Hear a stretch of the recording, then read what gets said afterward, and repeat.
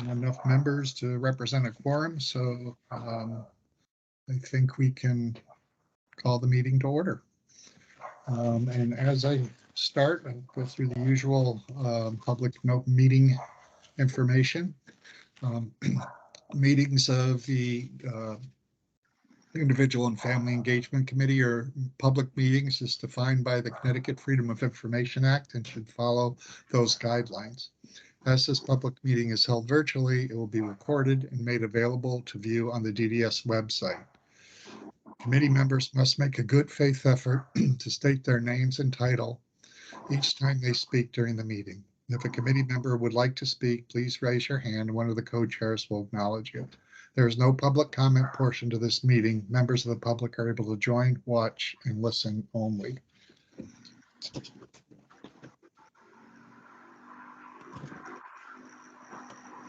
I had a barking dog, so I'm sorry about that. So the first agenda item today is review and approval of the minutes. Hopefully everybody had a chance to see them and read through them prior to the meeting. Are there any questions, comments, additions, deletions for the meeting minutes from the meeting on the 20th?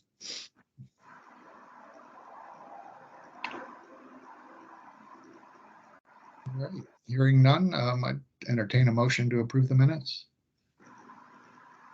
Joanne Melise from Living Innovations, motion to approve.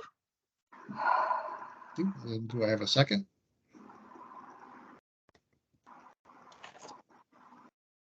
Cheryl Ellis, Director of DEI DDS, second. Thank you, Cheryl. Okay, so all those in favor? And okay, anyone opposed or abstaining? Okay, the minutes are approved. Thank you. Okay, the first order of business after this is to introduce Lauren Gray. We at our last meeting, I believe Lauren was on, but oh, and I'm Greg McMahon from DDS. Sorry, Lauren was on the meeting, but was not on the agenda. Therefore, really wasn't able to speak up. So we wanted to formally introduce Lauren to the group, and I'm not exactly sure your title, Lauren. So if you could just let people know who you are and other information you think be good for them to know. Hi, good morning, everyone. I'm Lauren Gray from DDS, and that's okay, Greg. I barely know anybody else's titles. So I am the Communications and Legislative Program Manager, focused on a lot of communications at DDS. You'll probably see some emails from myself and Kevin about different initiatives going on.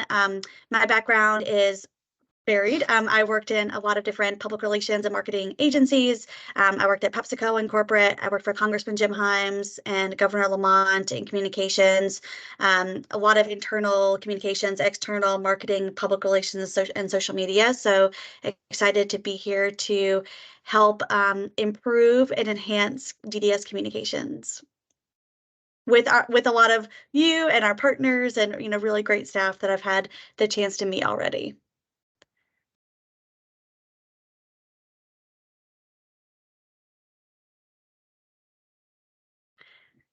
Oh, wait, Greg, I think you were on mute. Okay. This is Greg McMahon from DDS. Any questions or information anybody's looking for from Lauren before we get into the bigger parts of the agenda? All right. So the next item is from updates from Deloitte, and I see Betsy's on the call, so I believe Betsy will be providing that. I think some information about some providers and things that are going on. So Betsy. Absolutely. Thank you, Greg. This is Betsy Bella from Deloitte. So DDS has asked us to provide an update on submitted implementation plans. So as a reminder, right now we are wrapping up phase 1 of the STEP program, or just STEP rather. And so providers have been able to submit plans of how they're going to support individuals to transition and what that means for sort of their organization as a whole. These plans are all currently under review in the regional offices. And so far, DDS has received 5, 2 from West, 1 from South, and 2 from North. Last Friday was technically the deadline, but there's a few plans where providers had reached out to DDS, and they're going to just wrap things up this week and submit them, at least 1 more. So and then there will be released mid this month an updated template. This one is more streamlined based on feedback received from the providers in the regional offices now that some folks have had a chance to sort of work through the process. As well as there will be additional guidance and information so that a broader swath of providers can enter into the mix to participate in STEP, which will then in turn, of course, give more individuals and families access to the transition opportunities.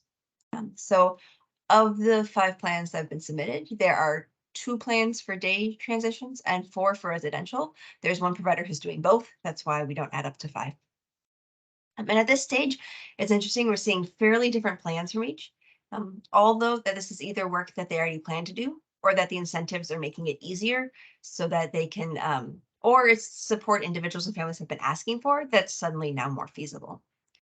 Some plans note utilizing other DDS funding like assistive technology grants, supportive housing funding, and then one-times. And 2 providers flagged staffing challenges as part of their plan. 1 said that they plan to use incentives to bump salaries and attract more staff. Both the day plans noted that they really expect that the transitions are going to get other individuals excited about pursuing employment or individualized employment as they hear from their peers who have made the transition. The plans include ones with many individuals in settings and others with less and fewer. So some detail about each. There's a day transition in the West region. It's focused on group day and individualized day. 15 folks are going to transition in the plan. They're maintaining the existing supports for fewer participants. And long-term, the provider is looking to shift from large group day to more individualized supported employment. They already identified individuals in DSH, transitional, and other supports interested in transitioning. They're going to continue dialoguing with participants and families so that more people have the option. They're planning to offer recreational activities where people who were in DSH and moved to employment can continue to see each other socially. And then parts of how they want to support transition is with travel training and benefits coordination. As part of this plan, they're recruiting 2 job developers and 5 job coaches. They're going to have them complete the customized employment training.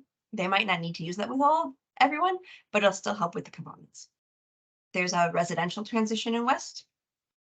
There's 11 CRS settings included. So this is a major transition for this provider. Some of the settings are going to close. Some will bring people in from the wait list or with greater medical and behavioral needs to fill vacancies. And then they're going to adjust the staffing based on the needs of specific individuals coming in. So this plan with the 11 settings obviously includes many individuals. Several of them previously expressed interest in greater independence. And then there's others where, as they started to hear about this program and opportunity, really expressed interest. And I think that's important, right? That opportunity of both STEP is not just for people who are already interested, but it's also a chance for people to reconsider what might be possible. So they're recruiting additional staff, including management. They are newly looking to add remote supports and use assistive technology. They're actually even creating a test kitchen and living area for people to learn about and test options before they transition. Their plan is to meet every 2 weeks during the first 60 days to provide support and also to confirm individuals don't want to move back or to support them if they do. But people can express the desire outside of these meetings, of course, as well. And that's a pretty common theme across the plans, is a lot of rarely frequently meetings in that sort of first chunk of time. They've already started some of the transitions and have plans to continue meetings and conversations. And they plan to support moving and remaining housemates to stay connected where people want to. There's also situations where the reason people want to move is they don't want to stay connected with their housemates, and so obviously that will be supported as well. And then of the folks identified or potentially identified, they already receive rent subsidies or they have enough income to cover rent. Okay. So as we move into the South region, there's a provider who has a residential and a day transition. For residential, they have a CLA that they are planning to close. The residents are either going to transition to IHS or move to another CLA or CRS if preferred. Again, step plans are asked to be person-centered. Nobody's being forced to move into the community who's not ready or for whom that's just not the choice they prefer. But folks who are transitioning will be moving to in-home supports, but through a transition house model. So the idea here is the transition house model is registered as a CLA, but it prepares people for a more independent setting, including getting more familiar with assistive technology and remote monitoring, but while still being able to fall back on 24-hour on-site staff supports. They're planning to work with DDS to identify and access rent subsidies as people transition to the full community. And they've got specific classes lined up to help people prepare, including stranger danger, healthy cooking, travel training. There are plans for peer mentorship. And then the transition house model isn't something the provider just plopped into this plan. It's been in the works for years with stakeholder engagement, including conversation with DDS. For the day program that the same provider is planning transitions in, they are targeting your group supported employment and group day supports programs. They're planning to maintain them for fewer participants and potentially restructure for individuals with more significant needs, as you know, if that makes sense for the region and the community. They're moving to transitional employment services and ISE or their dependent models. This provider is adding project search to their offerings. They do have folks who are they're not interested in employment, and so they will move to individualized day supports to still be able to build more independence and focus directly on their own goals. And then the providers developing hubs to build work skills that'll also serve as a drop-in setting. And they are working on they plan to work on relationship building and employment sites to help build up those natural supports. So then as we shift to the North region, we've got 2 residential transitions. One is actually also utilizing a transition home model for 3 people as they gradually transition from CLA to IHS and apartments. The 3 folks who are listed in the plan are engaged, they're excited, they're committed to the learning they're going to have to do to prepare for independent living. Similar to the last plan, we're talking about things learning like public transport, handling finances, cooking and cleaning, cyber and community safety. And the plan called out that everybody's going to be connected to counseling services as they navigate sort of the emotional immensity of these transitions. They're working with individuals and planning teams to move them towards doing more for themselves, and along the way, reevaluating the hours of needed support so that everybody continues to receive all that they need to meet their goals, but also where it makes sense, if somebody wants to push more towards independence, they might not need, 24-hour support anymore. If awarded the supportive housing funding, they're going to integrate that into this work, but they're not going to hold anyone's transitions for until that's ready. They're creating plans utilizing assistive technology and remote monitoring to promote greater independence, and actually applied as well for the assistive technology grant for the transition home. Assistive technology assessments are going to focus on what technology can support independence while keeping them safe. And they specifically called out that they want to ask the people transitioning and their support teams what they're fearful of to specifically help alleviate those fears through greater support, including assistive technology. They're providing assistive technology to staff, as well as training on how to foster and promote independence. And staff training will adapt and change based on the needs of the individuals. So again, we've got regular planning meetings and assessments on progress towards more independence, and the individuals are encouraged to run these, much like they're encouraged, always to have a major role in their planning meetings. So another residential transition in North for a different provider. They are focusing on 3 CLAs, and they've got transitions to a couple of spots, largely focused on a newly opened cluster IHS, some supportive housing. But they also have somebody moving to a community companion home, which is their family home. So that's a good example of how, as providers are supporting folks already through transitions, they can add them into these plans to make sure that there's adequate resources to support for success. So one CLA is going to support fewer people and add a respite bed. One's going to bring in individuals from the group, and then others are going to bring in individuals from the residential waiting list. Some folks transitioning have already signed leases and are planning assistive technology and furnishings. Others are in the application process. The provider supporting individuals to tour and visit the supportive housing setting in advance. Potential roommates are meeting in advance and request different roommates. There's also meet and greets with others in the supportive housing program to make it a smoother transition and minimize the risk of isolation. There are assistive technology assessments and installation before transition.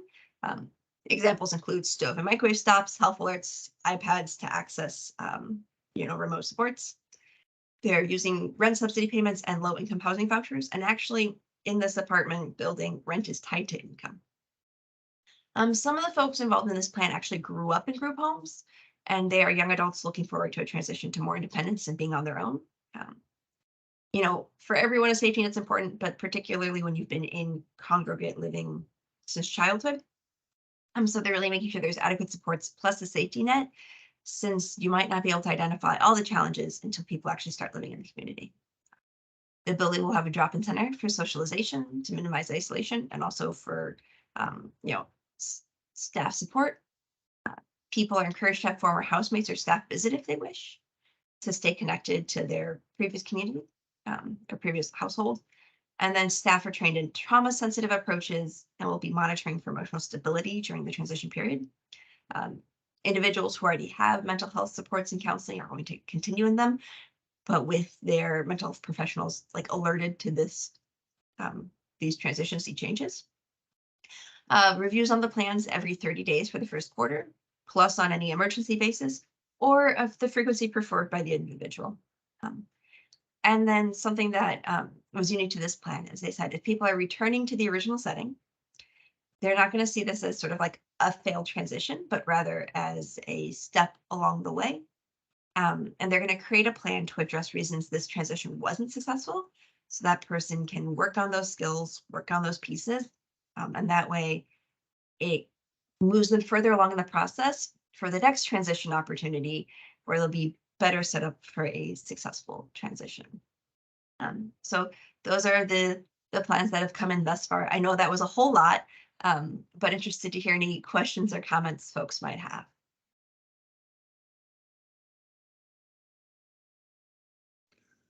This is Greg from DDS, Greg McMahon from DDS.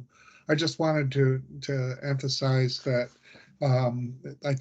all of these plans are moving forward and being reviewed by the regions, and then also central office staff are reviewing initial plans.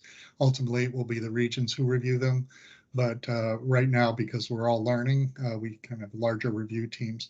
But I don't, none of them have been formally approved yet, but they're all moving forward. And I think we're very encouraged by the creativity that people put into these plans. And so far, they seem to be very thoughtful. But we're in a big learning curve. So as we go through, we have lots of questions as providers develop their plans. So they're not approved yet. Agencies can move, start their planning and moving forward now. And once they are approved, they'll be reimbursed for their, going back to when they implemented or put the plan in place. So that's where we are in terms of process. This is Shannon Jacobino, DDS. I'm Bud's person. Dr. Ellis has her hand raised. Hi, thank you. Cheryl Ellis, Director of DEI at DDS. And I agree, Greg, that the plans are very thoughtful and very innovative. I did have one question in terms of, do we know how people are going to be identified? Is that expressed in the plan as well? This is Betsy Bella Deloitte. Yes, that is something that the plans ask for. And so it's a range from, there's one plan that just says they've already been identified. I'm like, well, I think the region might poke for a little more detail there. But it's a lot of, it'll often say like, this is how we are planning to share the information with individuals and their families. Here are meetings that we've held. Here are folks we're reaching out to because they've expressed a previous interest in greater independence. Or, these are folks we've identified as, pushing towards greater independence already, and how that they can best support them. But it is something that the plan asks for. Thank you.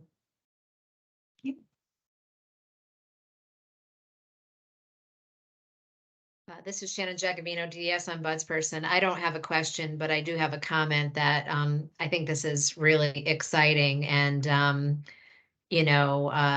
I love hearing about all of this. I really love the idea that so many of these places are building in like a drop-in center, a place for socialization, because I know that was one of the big concerns. I mean, it's a big concern expressed by families, but I know that it was also one of the concerns that the self-advocates expressed. And I think it's such a great idea. My initial background was in working in mental health, and they have, the clubhouse model there. And I think it's really a great thing. And I'd love to see more of that in our community.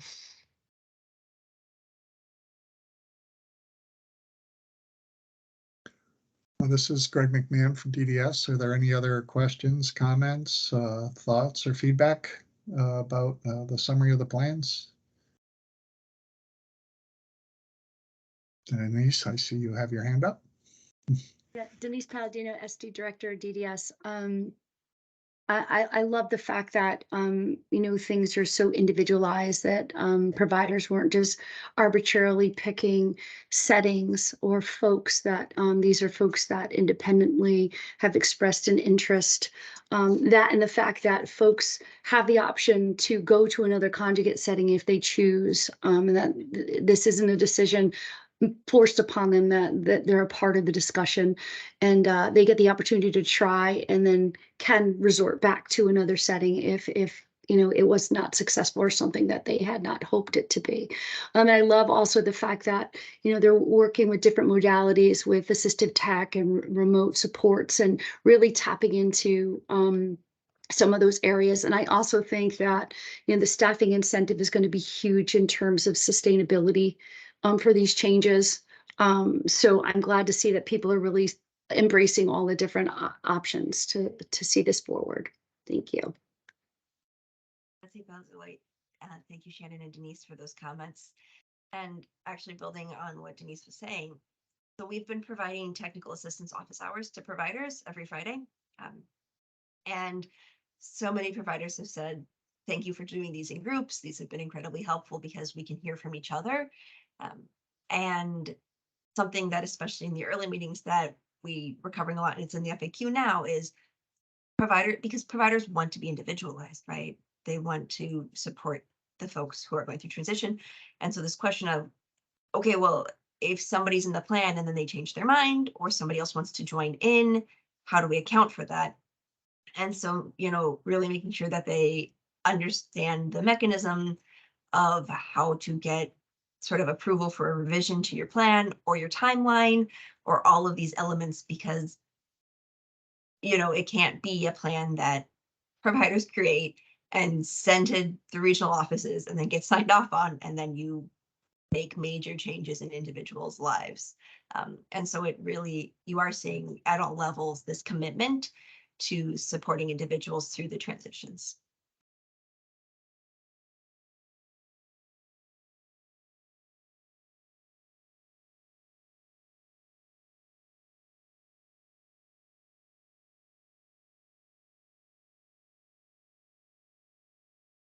This is Shannon Jacobino, DDS. I'm Bud's person. Are there any other questions or comments? It looks like Greg might be out of the meeting somehow. Yeah. So are there any other questions or comments on this? Besides where Greg go? I don't think so. Okay, so if there are no other questions or comments, I think we'll move on to the next item on our agenda, which is an update from McDowell and a discussion about communications.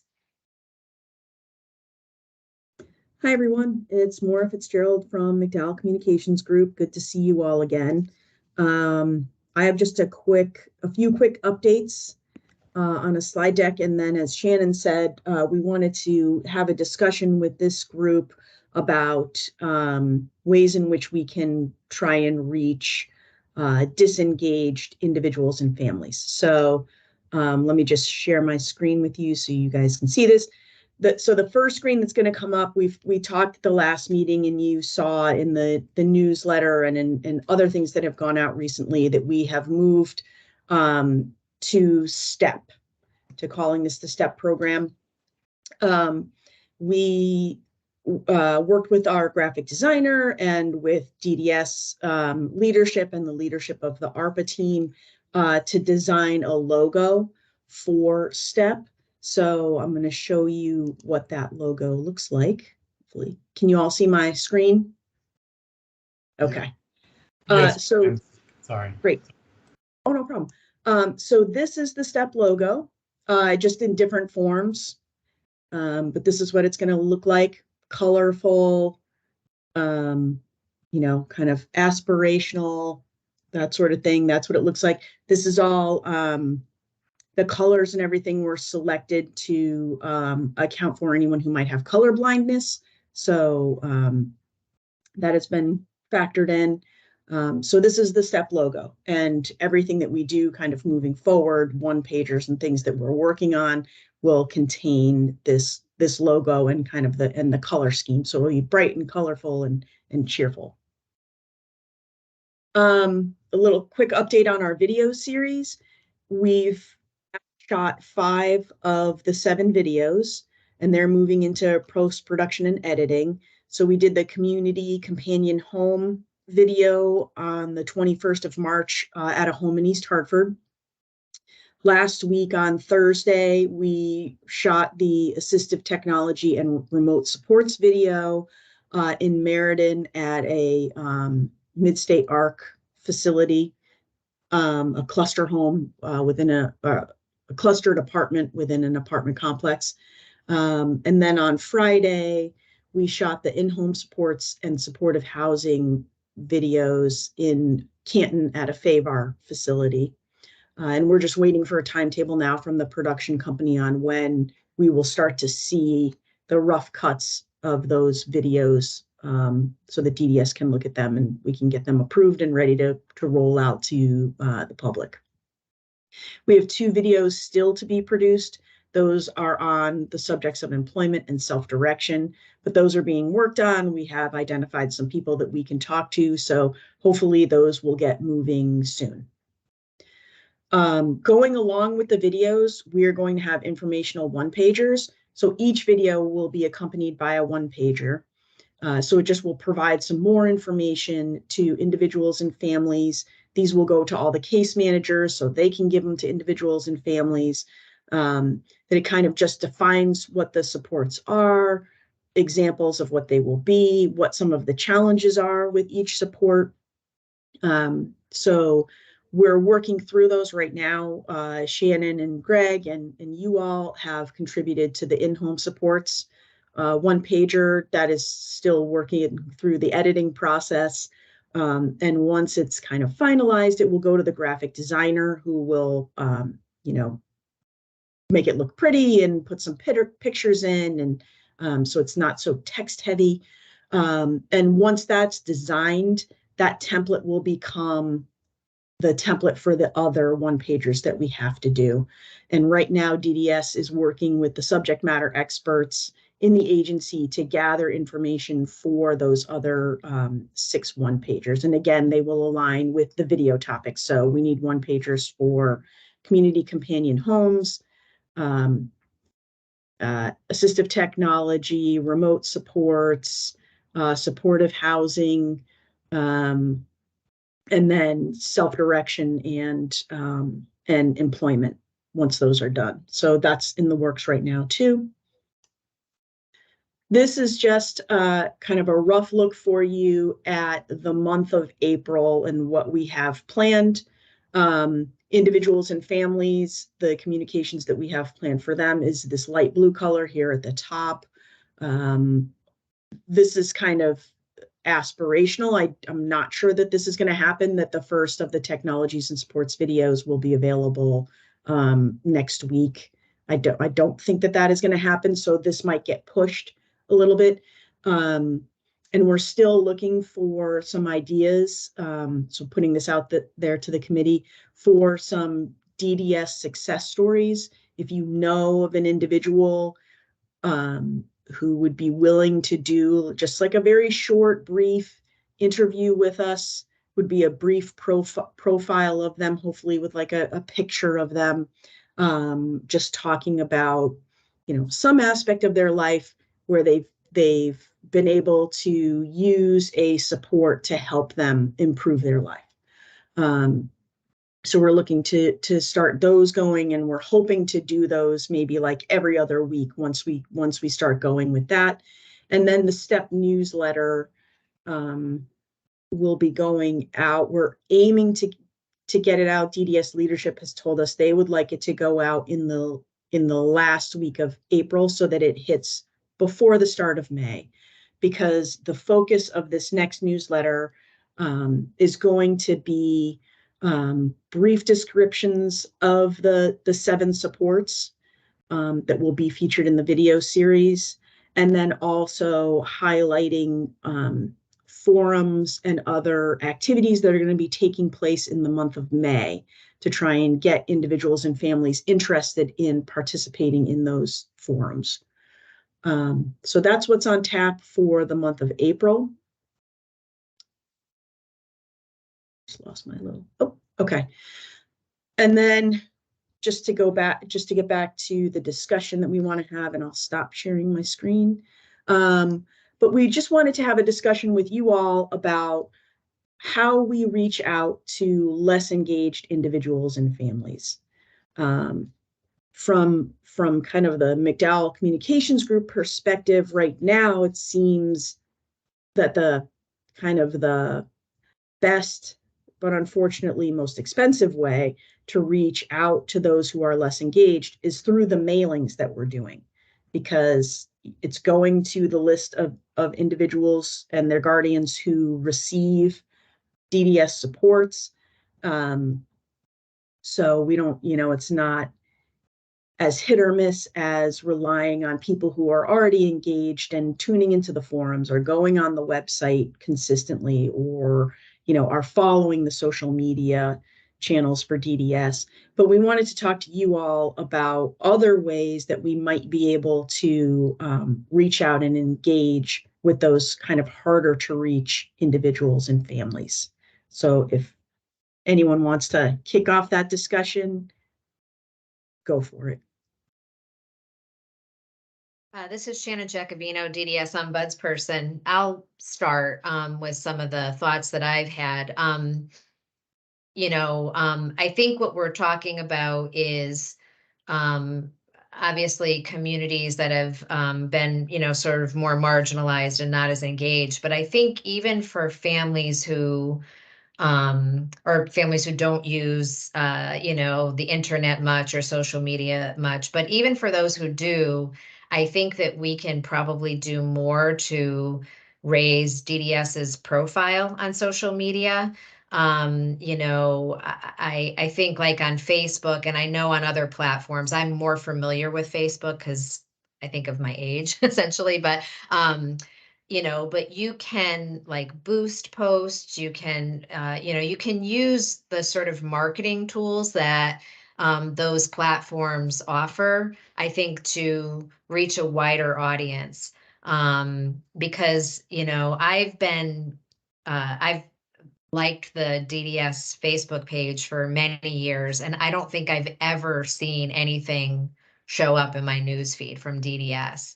I usually find things by going on there and looking, and then I take what I find and share it in like groups that I know families belong to. So I think that there's, I think we could just be doing a lot more to raise the profile in those areas.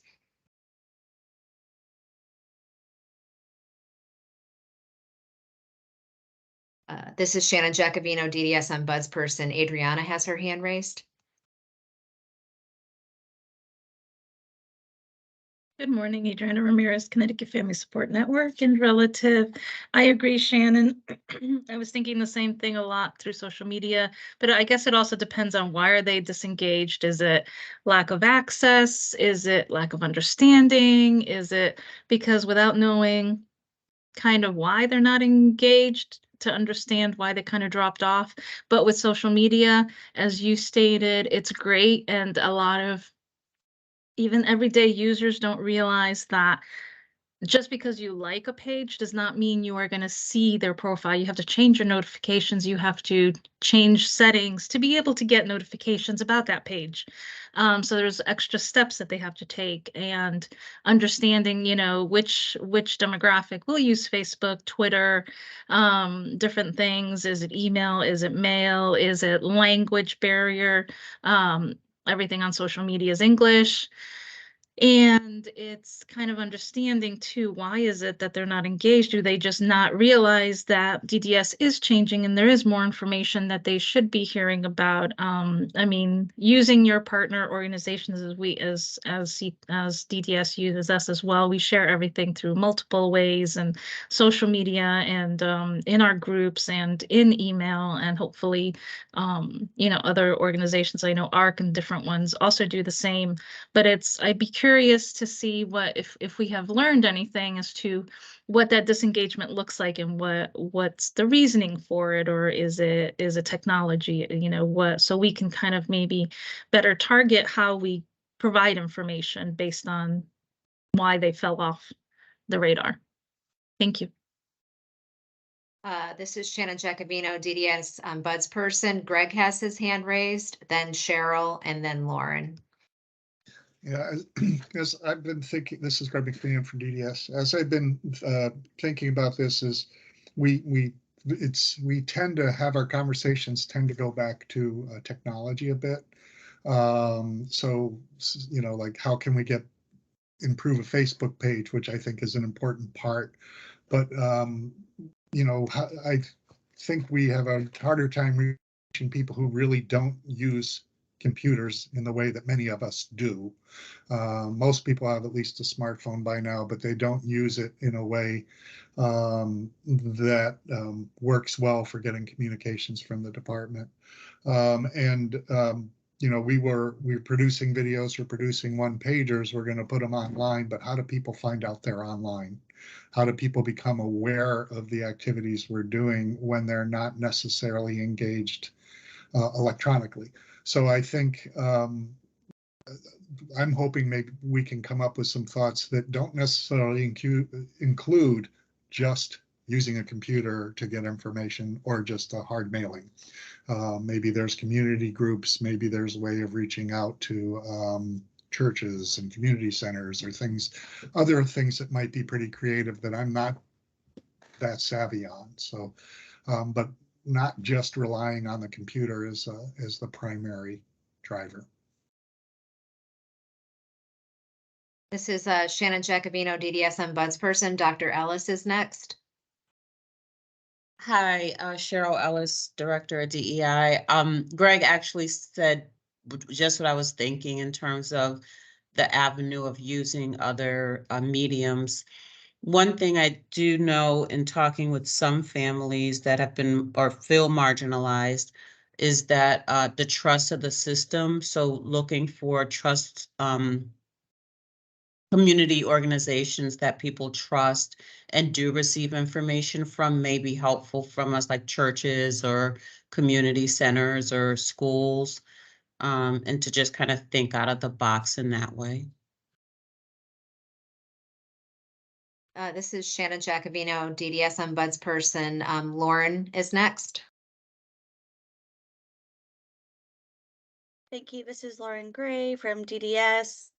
Um, I definitely agree. I talked to Greg about this last week. Community organizations are such a pillar in the communities. I do think some, grassroots outreach for trusted leaders in communities is really successful, especially programs, already existing programs in communities, so that we might not have to just, reinvent the wheel. There's so many different library programs and programs that are already existing that we could utilize.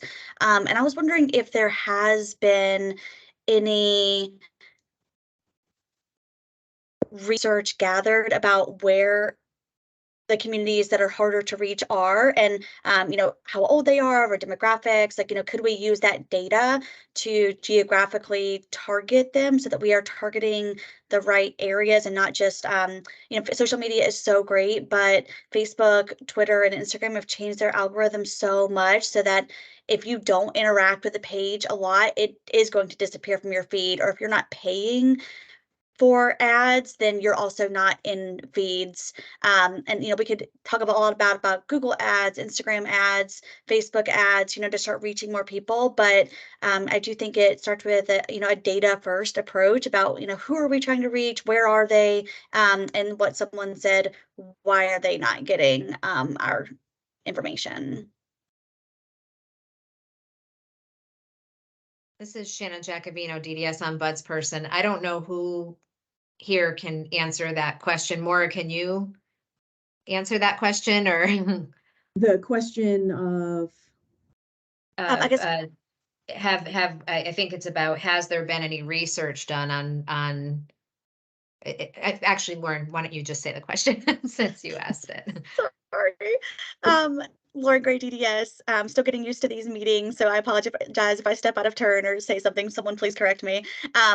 Has there been any research done about where the communities that we are trying to reach might be and their demographics, so that we can try to better target who we are missing? so this is Maura Fitzgerald from McDowell Communications Group. I think if there is any research that's been done on that, it would be internally in DDS. We have not done that. I wanted to I'm just going to share my screen super quick, but I'm glad that Dr. Ellis brought up trying to find more alternative ways of communicating with people. When we did the survey with individuals and families back in January, we did ask about how they like to receive information from DDS. Obviously, we didn't put community groups in here, but and I hope this is big enough so that people can see it. But 56% said through the mail. Another 52% said they like to receive information from the case manager. And as you can see, social media here is less than 10%. So, I think for the purposes of this discussion, discussing kind of alternatives like community organizations is probably a good place for us to start from, and maybe discussing, how we go about compiling that list and reaching out to those community organizations or different groups would be helpful. This is Shannon Jacobino, DDS Ombudsperson. I'm next on the list. And so I think along those lines, I don't think that there has been any research done on that, Lauren, and maybe that's something that should be a part of those communications discussions, because I don't think that this is just an ARPA thing or a STEP thing. I think in general, we have to be better at reaching out to communities that we're not reaching. And so, that might be something that we need to kind of bring back to the leadership of DDS. How do we figure that out? And the other thing I was going to raise, and this kind of goes back to online stuff, but I think it's also very important, is that, in terms of the release of these videos, and Adriana can probably talk more about this because she's brought this up with me a few times, but, I know that we're working on the website now, and, you know, I'm not really sure where we're at with that in terms of all of this stuff, but I feel like there's a lot of information that DDS already has on YouTube, like those housing forums, and you can, you know, the information that is out there, I mean, is not organized in a way that I think is helpful to people. So, you know, all of the Fourth Tuesday forums are there, but they're just kind of on there. And I think that we can organize that information, and we can use YouTube as a tool more, because there are translation features there as well that we don't have on our website, so that somebody could maybe watch a video and use those translation tools if English isn't their first language or the language that they're not most comfortable with. And so I do think it's really important, even if social media and things like YouTube are not, well, I think YouTube is a tool that we're already using, but even if they're not the biggest, I think that it's important to be making sure that with all of the ways that we communicate, that we're being mindful and thoughtful, and we have a plan for how to maximize that communication. Because social media might be a bigger source of information for people if we were being more successful in the way that we're using it. I know that I've had that experience in organizations that I've worked for in the past, where, you know, you make a plan for how to maximize that, knowing that it's not your only tool, but it is an important tool. Adriana is next.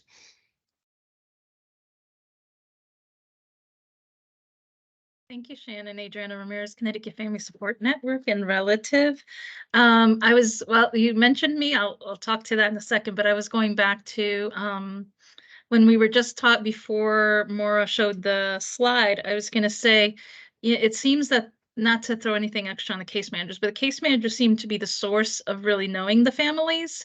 And I think they would be key to understanding the preferences of their families based on dealings with them, whether it's which ones, you know, are great online, whether they're doing team meetings, or which ones really prefer in person, and are they reading email. So they seem to be the core subject matter experts when it comes to, I think, communication, how they deal with their families and how their families are receiving information. So I think they would be a great resource to get a lot of feedback. If you haven't done, you probably have already, but to really understand, and we might be able to, with Lauren's question, based on the feedback of the case managers, hone in deeper into the areas, and Dr. Ellis's point, communities or family communities, regions where, you know, this area does really well with this type of communication, or this particular small part of the region doesn't. And I think by getting information potentially from the direct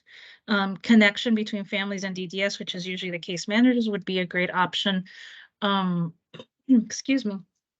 And then back to Shannon's, yes, YouTube is, and I have been saying this, YouTube, you guys have, DDS has great videos, but we're not, well, I'm not part of DDS, but DDS is not utilizing the functions such as playlist. A lot of organizations do not use playlists, and it organizes the videos in such a way where you're indexing by subject matter if you want, and families can go in and click a playlist, and if it's just housing, or, you know, by the different support types, even, you can create playlists, and then they have the information quickly, versus going through a mirage of whenever they were uploaded and trying to figure out, depending on how they were titled or whatever there is, or the features of YouTube linking one video to another and things like that, can really help the families and support them and say, wow, DDS is really transparent. They're actually leading me through this journey and making my life easy, versus they open up the channel and you have ARPA in there, you have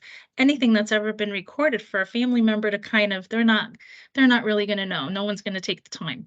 But if it's done for them, it's such a big win to be able to give someone. And the translation feature is, it's the best way to do it is to actually do a transcription and translate the transcription and input it. That is the best way to be completely inclusive. But if there isn't that option, YouTube offers a translation, which is Google Translate, and it's not perfect because it depends on how fast you talk, depends on if you use idioms, jokes, things that cannot be translated, depends on the person's tone. It's not an actual translation as far as if you paid for translation. It is a tool that people use to try to get the gist of something. So I say it's a secondary tool to at least offer some option until maybe we get to the point that hopefully it will be, a direct translation. But thank you, Shannon. You're welcome. This is Shannon Giacovino, DDS Ombudsperson. Joanne is next. Hi, thank you. Just a couple of points I wanted to bring up. There are folks that grew up with technology that are really, it's natural to them, it's their native language, and there are generations and cultures that have not.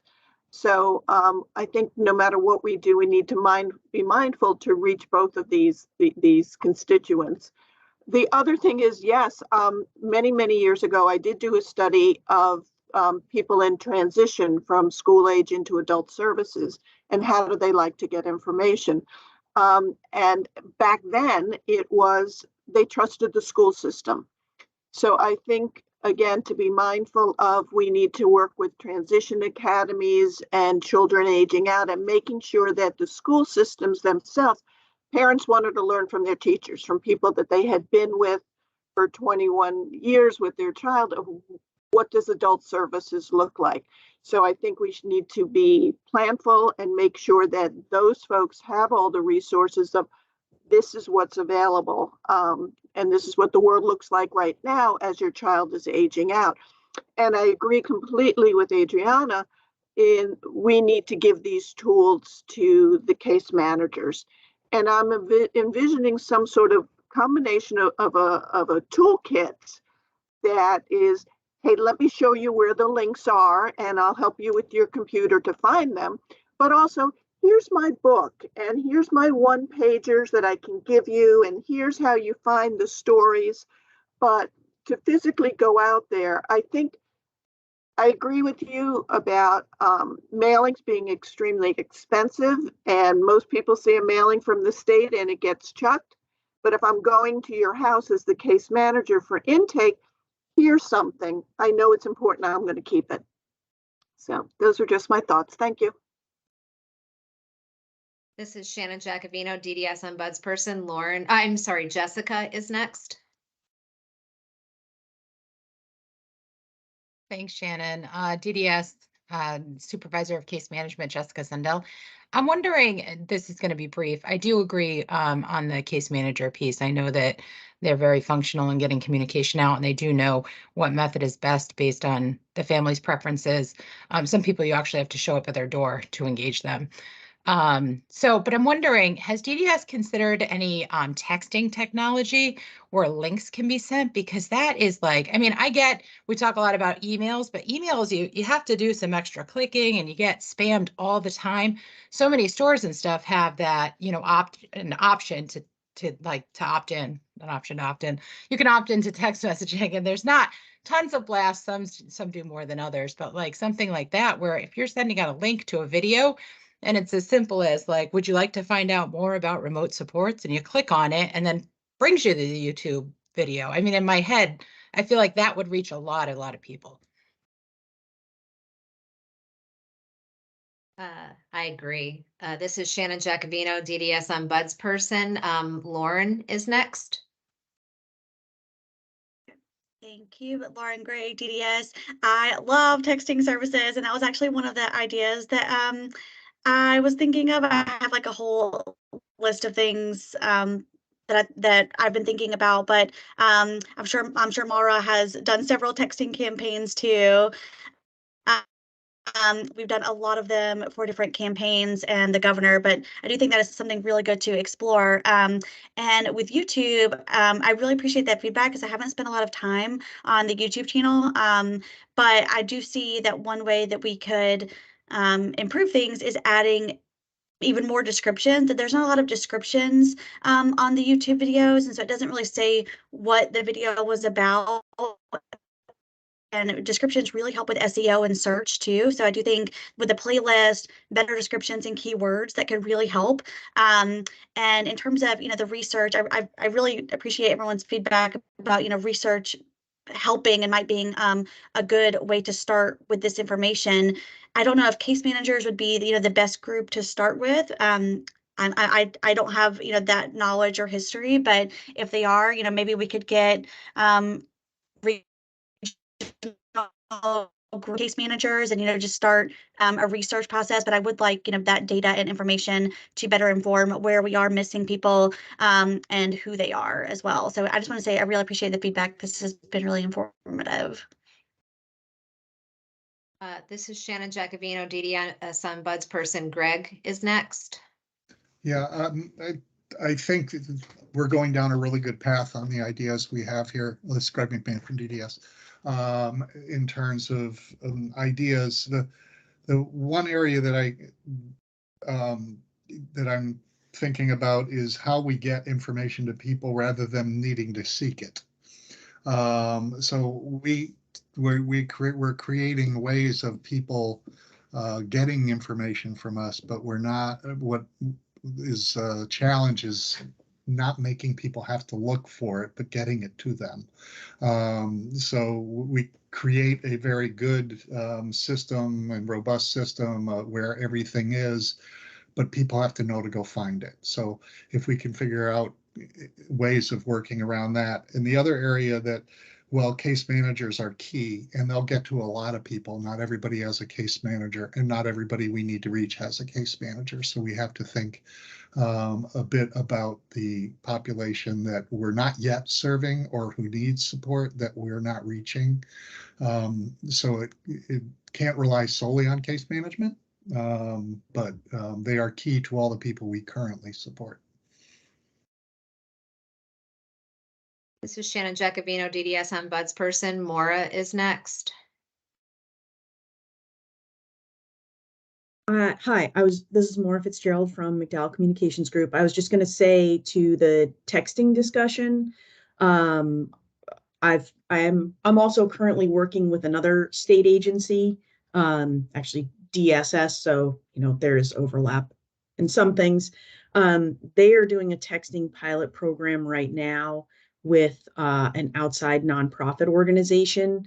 And my understanding through watching that process go forward is it's not, because of the state and the systems and the way things work, it's a texting system to reach out to DDS individuals is not something that can be set up quickly or I think that's like a longer term thing to work on and think about, but not something that's going to be able to help us in the next 3, 6, maybe even longer months. So I think we need to definitely something to work on for the long run and something to shoot for. But in the short term, in these, say next 6 months to a year, I think we need to think about other avenues to reach out to people. I just don't think that texting is going to be an option in the short run. This is Shannon Jacobino, DDS ombudsperson, and I'm next. And I think that, you kind of hit upon something I was going to say more, which is that, I am obviously looking, I mean, you're here to do this very specific project. I think, for Lauren and, the families and the staff here, I'm always sort of looking at how we can use this to improve things for the long term as well, because communication is such a huge issue.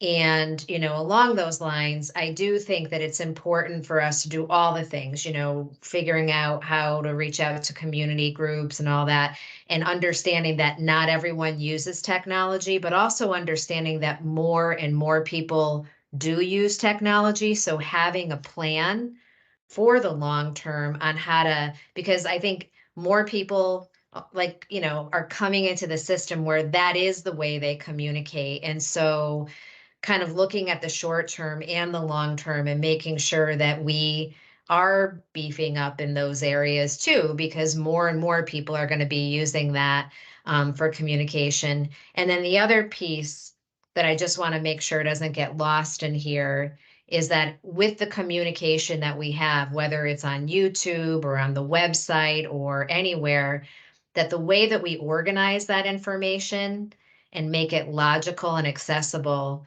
is so important, because DDS has done a lot of great work. You know, we've been in meetings here where Adriana's like pulling up videos left and right that have already been done that are great, but I never knew they existed. I didn't know they were there. So all of this work has to be put somewhere in a way that makes sense. And like Adriana said, brings people on a path or uses tools where people can easily do a search and find it, so that we're not just creating another set of really great information that never gets looked at or used.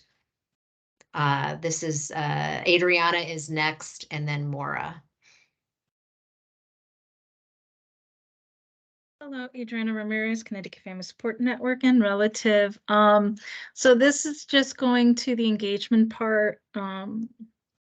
It's related but unrelated. I just wanted to, I know this is, how can I say? Okay, so I don't want our families to be even more confused. And how I'll say that is we started with ARPA, we threw out moving on, and now we're throwing STEP. So all we're doing is just creating more confusion, to be honest with you. And I wish there was a way, because people don't know what they're looking for now. They don't know if they're looking for ARPA. They don't know if they're looking for moving on. And now they're going to be looking for STEP. So these things are greatly created because we're all on the path with you. But think of families that are having a same conversation about the same thing, and one person's using ARPA, one person's talking about moving on, the other. It's like, wait, I didn't hear about that program, and it's technically the same thing. So it's great that we're creating these names, but I also feel that we're creating a lot more confusion, and hopefully there's a plan to explain the process that we've been going through for families that don't, I mean, even staff, DDS staff, do they even, if you tell them ARPA, moving on, and STEP, and do they realize it's the same thing, or do they not? And really communicate that from within, because they're the key people that are communicating with the majority of the families, even though I know, as Greg said, not everybody has a case manager, but the majority of families that DDS serves has either a case manager, transition advisor. There is one key person in DDS, for the majority of them, I'm sure, is connected to this family, and hopefully they also understand all these terms and how they're related, whether they're similar or the same, because I think people will shut down because they're great. Now there's another name. I can't keep up with this. I don't even know what's going on anymore. So I just wanted to throw that out there on behalf of the families. This is Shannon Giacomino, DDS Ombudsperson. Maura is next. Hi, Maura Fitzgerald from McDowell Communications Group. Adriana, to your point, you know, we have, hopefully we're fully transitioning to STEP. So moving on has moved away. And ARPA will always kind of be around because there are other initiatives within ARPA beyond STEP, but STEP is like the public facing part of the ARPA, you know, plan. I don't even understand it completely myself. However, you know, everything that we put out moving forward is going to be branded with STEP. So hopefully that will start to be internalized. And one of the things that we, you know, that we saw in the individuals and families survey, which went to a small subsection of the DDS population, but 86%, I think, of that group had never heard anything about ARPA or moving on. So hopefully the confusion won't be too bad. And I think the greater source of confusion will be with individuals and families who are more engaged. But hopefully we will move them along with STEP and get that done. And then the other thing that I just wanted to say was to Jessica's point earlier, I think it was Jessica, sorry, about the transition academies. one of the things that that I heard last week when I was at the video shoot at the Mid-State ARC was from one of the parents that we were interviewing, and she has a daughter who is in this clustered apartment complex. And the one thing that the mother said was, I wish that I had gotten my daughter involved in these services when she was younger. Her daughter got involved in these services when she was in her, kind of early 50s. And so it's been kind of a tougher transition for her because she's a little bit older. And this mother was basically saying, like, if you can reach out to people when they're kind of transitioning into the DDS system and get the younger people and the younger families, they would probably all be better off in the long run to, be able to take advantage of these services and supports when they're younger. So I think it is very important, to Jessica's point, to work with the transition advisors and the transition academies, and kind of, not focus exclusively because we have a large population, but focus on how do we communicate, how do we get to those younger individuals and younger families to kind of educate them on all of this stuff early on in the process. This is Shannon Jacobino, DDS ombudsperson. Greg is next, and I'm going to say after Greg, we should probably move on to the next item on our agenda just so we can get through things today. Go ahead, Greg. Yeah, this is Greg McMahon from DDS. I just wanted to, I agree with Adriana that changing the labeling has created some confusion. I do think Maura's right that many families may only be hearing about it at the point it's called STEP. They may not be familiar with moving on in ARPA. But I just wanted to explain a little bit why one of the rationales behind some of these changes is that ARPA ends. ARPA has a final date where money goes away, and ARPA also includes probably 20 other projects that we're working on that aren't necessarily related to all that we're discussing. So the idea behind sort of the rebranding or the change was to express its permanency, that we want these kind of initiatives and changes to be long lasting and system-wide after ARPA ends. So, well, I know it created confusion for me. So, and I'm in the middle of it. So I know it created a lot of confusion for folks, but there was some rationale for it. I initially pushed back on changing it because I thought it would get confusing, but then when I heard the rationale for it, it made a little more sense to me.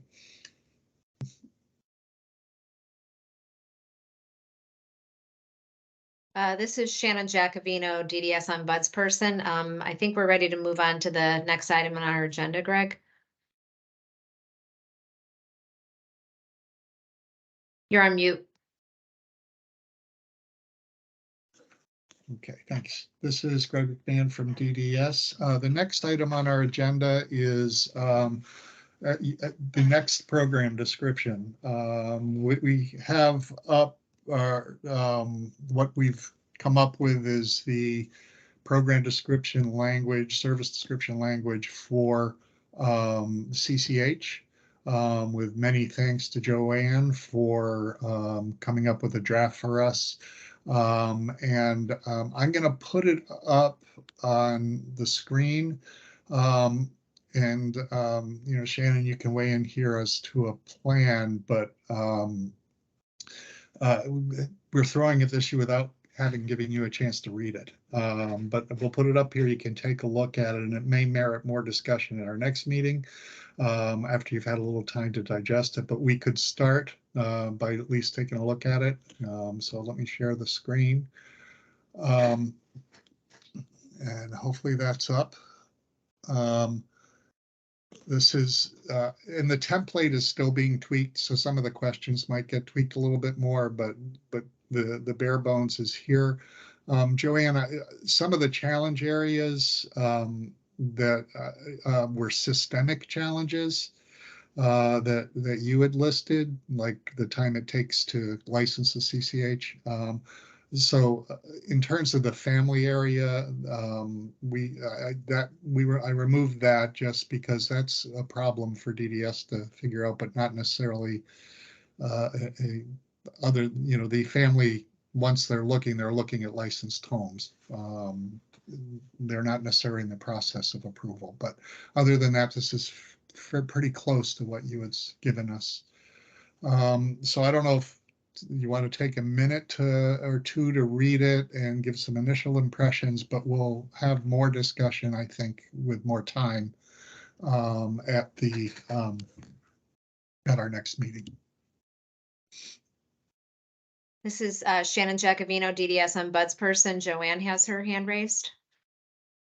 Hi, this is Joanne Malise, Living Innovations. I'm perfectly fine with those edits that you mentioned. They are the real challenges, but that's not what families need to know. So I'm absolutely fine with what you did, and I just tried to follow the existing format that was presented. Yeah. Thank you. So this is Greg McMahon from DDS. Unless people want to manage it in a different way, I will give, like, say 2 or 3 minutes just to do a quick scan and start with that. And then we will, if there's any immediate comments, and then further discussion at our next meeting. Does that work?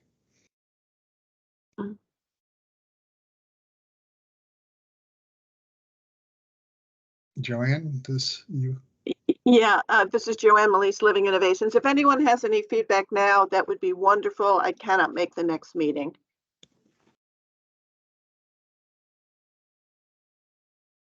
And this is Shannon Giacovino, DDS ombudsperson. As we work through this, Joanne, if you're not at the meeting, we'll be sharing it with you. So you can share some information offline that we can bring into the discussion if we need to.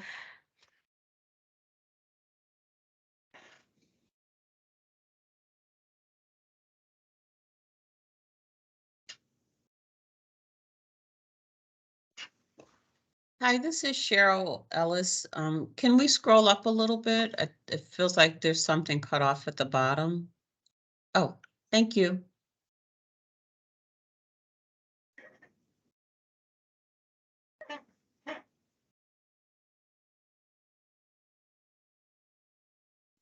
This is Kevin Arce's self-out coordinator. I see that Greg still has his hand up. I'm just curious if he has something to say. this is Greg from DDS. No, I just forgot to lower my hand. All good, all good. And I'll do that in a moment when on the share screen, I don't have the lower my hand option, so ignore it for now.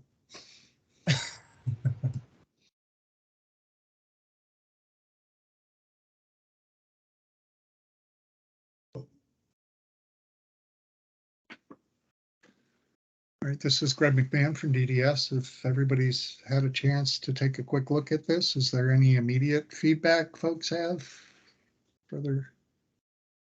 This is Shannon Giacovino, DDS ombudsperson. Jessica has her hand raised. Jessica Sundell, DDS Supervisor of Case Management.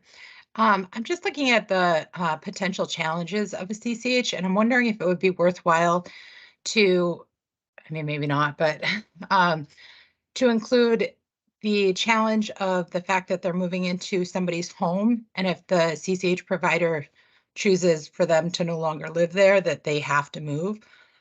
I know that we've seen that quite frequently in CCH, and the move sometimes happens very abruptly. Just a thought. I'm not sure how you'd even phrase it.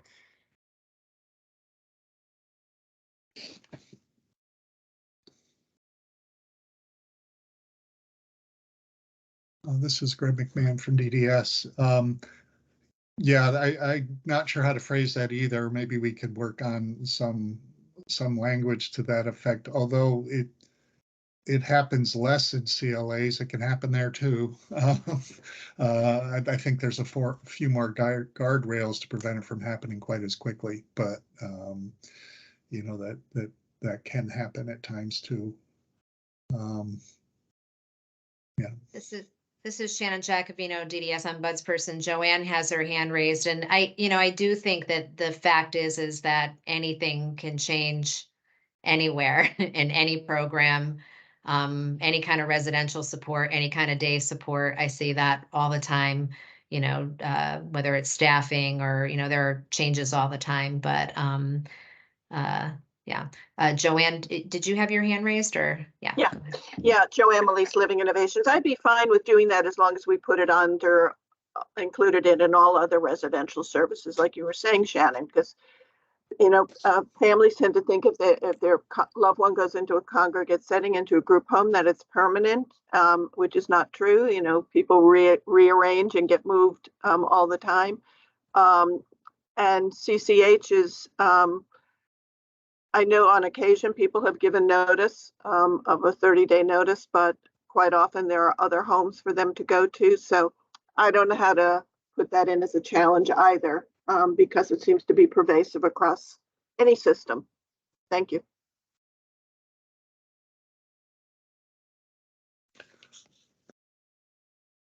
This is Greg McMahon from DDS. One of the areas that I've been grappling with how to word, we've had a fair amount of experience where families, when told about and given the CCH option, their response is, as a family, we are a family, and if we can't do it, why would another family be able to do it? There's been some hesitancy for families to want to put someone to CCH because they don't want to be replaced as a family, that kind of thing. And I thought that was sort of a challenge. Not sure it's one that belongs here, but it's one that we experience quite often.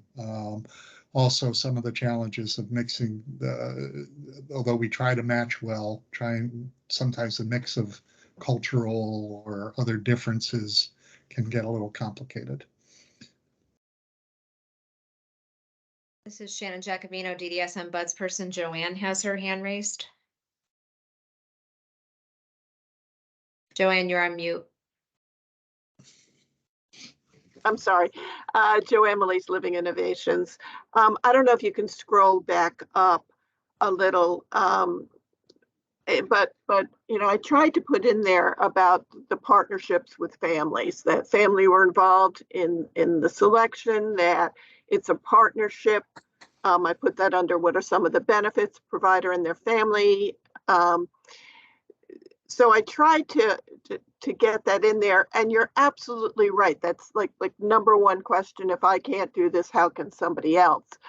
And my response quite often with CCH is, because you've done a great job and it's time for your adult child to move on, and you get to partner and support somebody to learn how best to support your child. And usually those relationships are fabulous, and because the family is also involved in the selection of the CCH. So I'm open to ideas on how to address that question. Thank you. This is Shannon Jacobino, DDS ombudsperson. I mean, maybe one way to be able to try to do it as seeing as a benefit is that it allows a family member to be a parent as opposed to a support person. I mean, you know, Greg, you and I talked about that a little bit, and, you know, I mean, that might be one way to try to figure out how to phrase it. Because I think it's true, you know, families don't get to be parents. They're, you know, they're supporting their loved ones, you know, sometimes full time. And so it allows them to have a different kind of relationship with their loved one.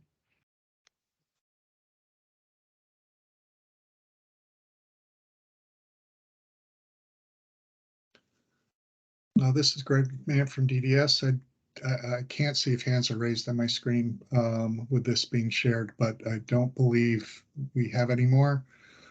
So we will bring this back to our next meeting again for probably a little longer and more detailed after people have a chance to read it and digest it a bit more. But I wanted to get this out there so that you could take a look and get some initial thoughts. And given our timeline, we probably should move on to the next agenda item unless anybody has any last minute thoughts on this.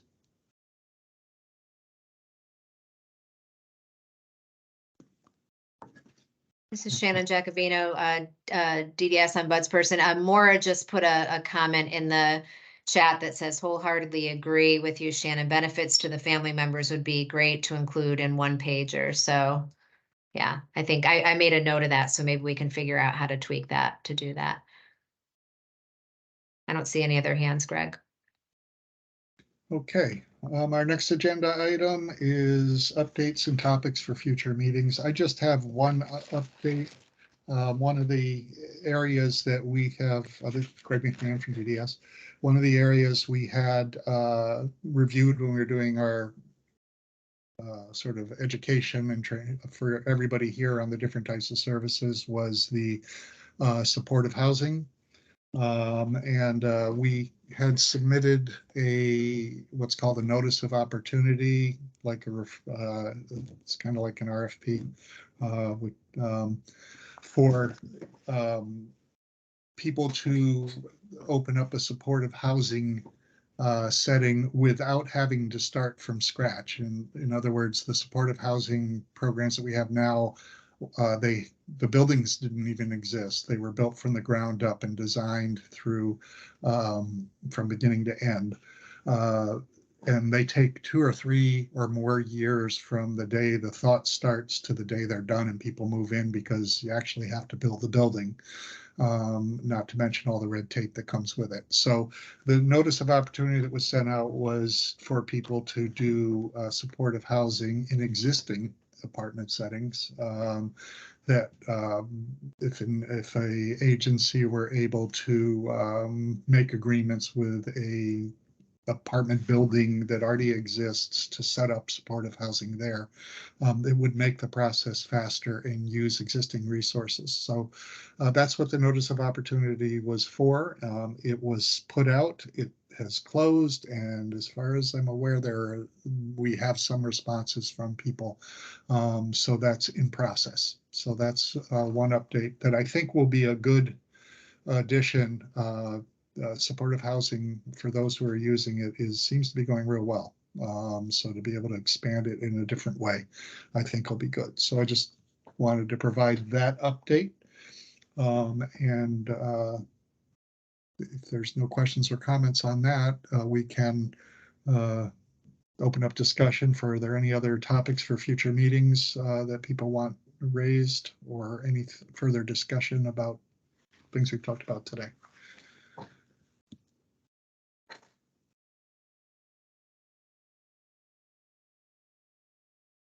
Greg, this is Cheryl Ellis from DDS, DEI Director.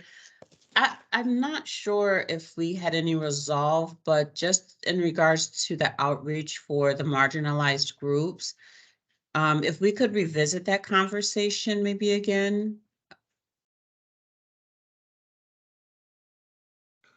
Yes, this is Greg McMahon from DDS. I think we can continue discussions and put that on our next agenda to talk about it. I also think that if we create a product, it might be worth our while to discuss what are we going to do with this particular thing, and how are we going to get it out. And different products may have a different focus on how we can get it out. So it may be a worthy discussion on any area or any new product we develop.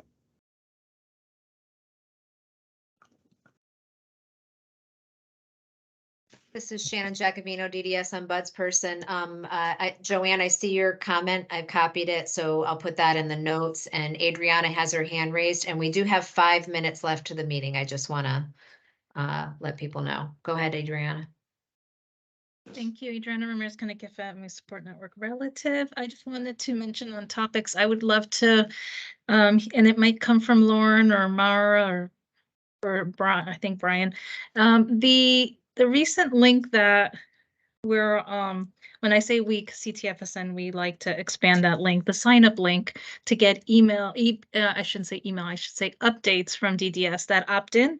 What is that exactly? What information are families expecting to receive, or providers, or anyone that clicks that opt-in? What are they actually opting in as updates? Because I know families are doing it, and then some people are wondering, are they going to get newsletters? Is it all updates? What specifically is that update? And should they have already been receiving something through that link? I'd like to understand more about that specifically. Thank you.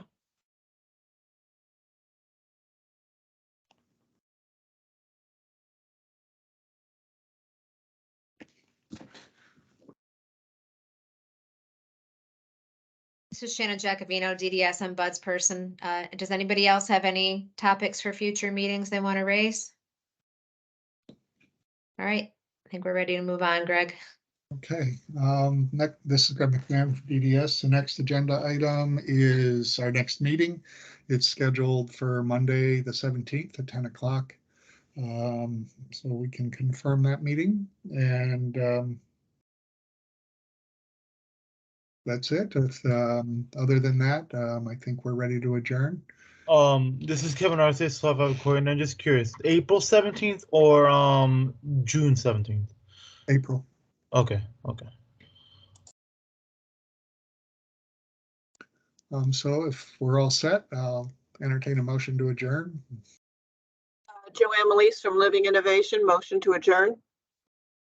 Aye, aye. All right, it's a second from Kevin, I think. This is Greg McMahon from DDS. All those in favor? Anyone opposed? Yeah, I am. I love these conversations. No, I'm just joking, Greg. I always wait for that. Somebody's going to say, but I want to keep going. Okay, thank you all. This was a good, lively discussion today. Appreciate it. Bye, everyone. Thank you.